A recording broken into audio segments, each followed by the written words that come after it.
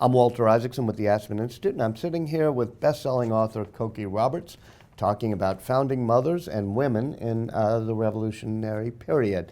Let's talk about Martha Washington. Much could be learned from the letters that she wrote to the general. Tell us about her. Well, Martha Washington really led by example. She was someone who understood the call of duty and followed it. And she was explicit, as you say, about how difficult that was at various times. We don't have many of her letters because she destroyed them, and which is very irritating of her to have done. But we do have Mount Vernon, the home where the Washingtons lived, has done a very good job of trying to find as many letters as possible. And she, the general, as she called him, George Washington, asked her to come to camp when the soldiers were in winter camp every winter during the 8 long years of the Revolution, because he felt that she was very important to troop morale.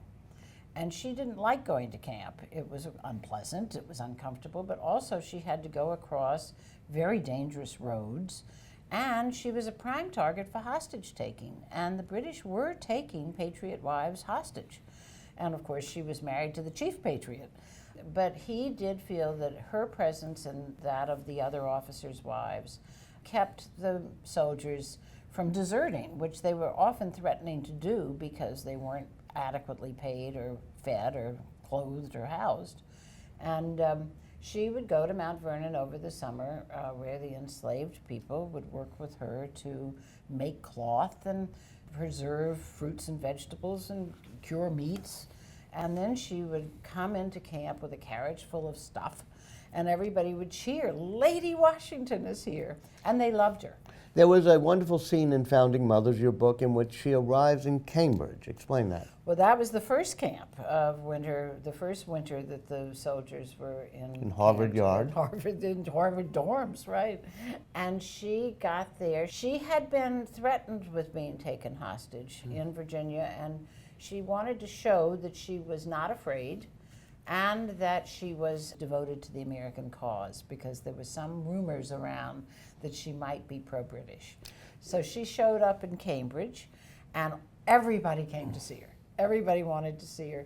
And Mercy Otis Warren, actually, who was a propagandist of the Revolution, wrote a letter, and this is where I think we do a disservice to these women, because of course they don't expect us to be reading their mail 200 years later.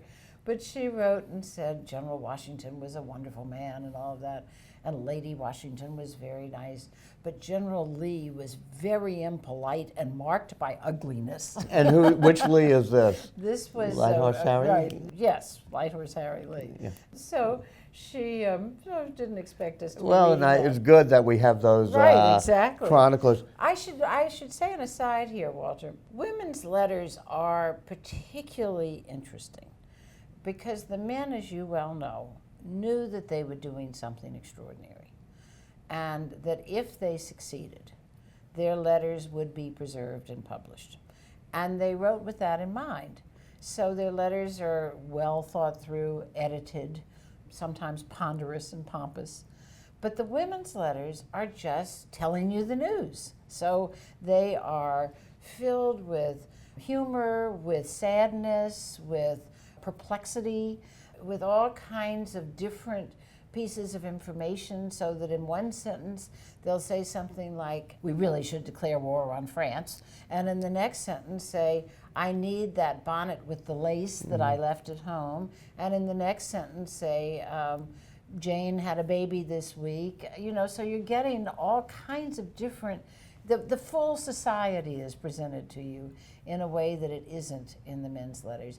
And the men's letters to the women often are much more human and real than the men's letters to each other. One of my favorites is John Marshall, the great jurist, who wrote to his wife from Raleigh, North Carolina, when he was riding the circuit, that he had gone off with no breeches and that there was no tailor to make him breeches. And I don't know what he was wearing, but I'm sure he wouldn't have written that to anybody but his wife.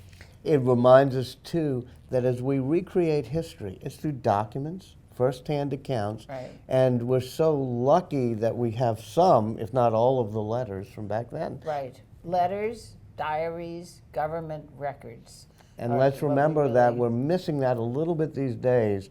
So it'd be good if people wrote a few more letters, kept their emails, and maybe Keep your wrote some emails. diaries. Because emails actually do tell stories more than you would think, so hold on to them. All right. Thank you, Cookie.